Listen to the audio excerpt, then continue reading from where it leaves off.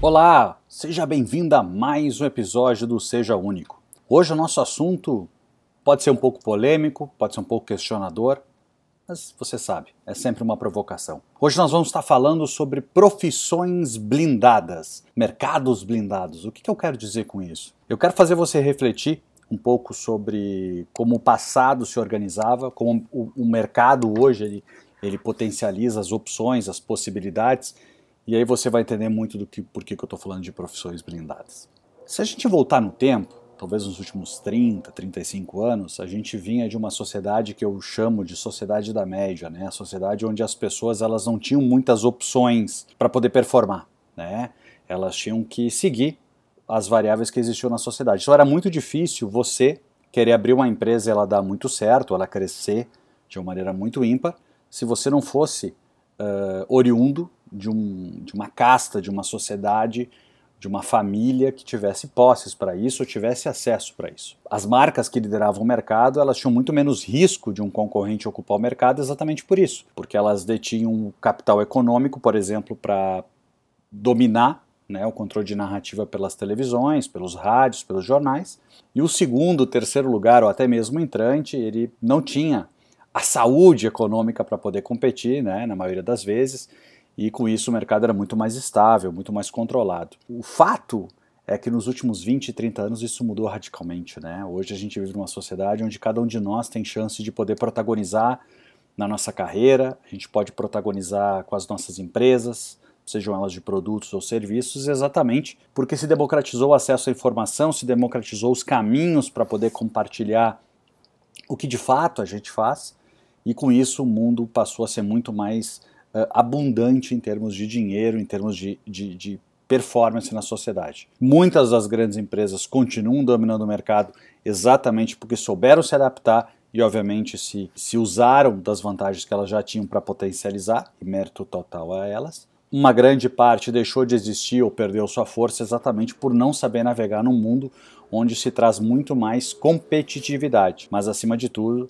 traz muito mais acesso à informação, onde o indivíduo, onde nós, clientes, consumidores, podemos tomar as decisões que a gente quer. E por que eu trago essa questão de empresas blindadas ou de profissões blindadas? Porque se você voltar no tempo, existem profissões que elas são altamente blindadas. Se você pegar médicos e advogados, por exemplo, é uma profissão ou são profissões altamente fechadas. Você, para poder exercer essa profissão, não só tem que ter uma formação específica, mas como tem que passar em testes, em provas, para você fazer parte daquele ecossistema.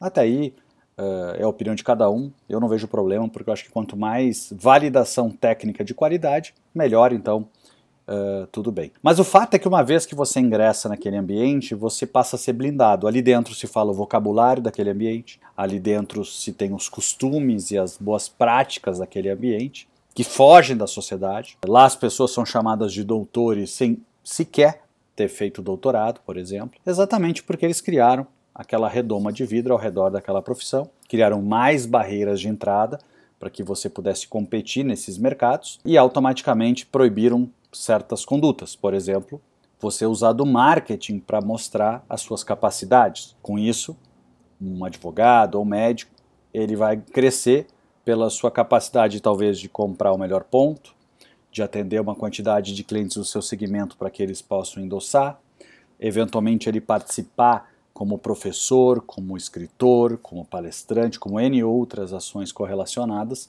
para que ele ganhe destaque na mídia ou até mesmo pela penetração da sociedade que ele já tinha, pela família, etc. Ou seja, um ambiente muito mais similar ao ambiente do passado, o ambiente onde poucos tinham o domínio do mercado. E são profissões que, no meu ponto de vista, elas são ainda blindadas, né? Tem um lado positivo para eles disso, obviamente, mas eu acredito que a grande maior parte das pessoas que fazem parte dessas profissões, elas não têm acesso a grande potencial do mercado exatamente pela forma que se blindou o mercado. Provavelmente, um percentual bem pequeno é o que distribui-se a maior parte da remuneração, do posicionamento, da orquestração de como esse mercado trabalha.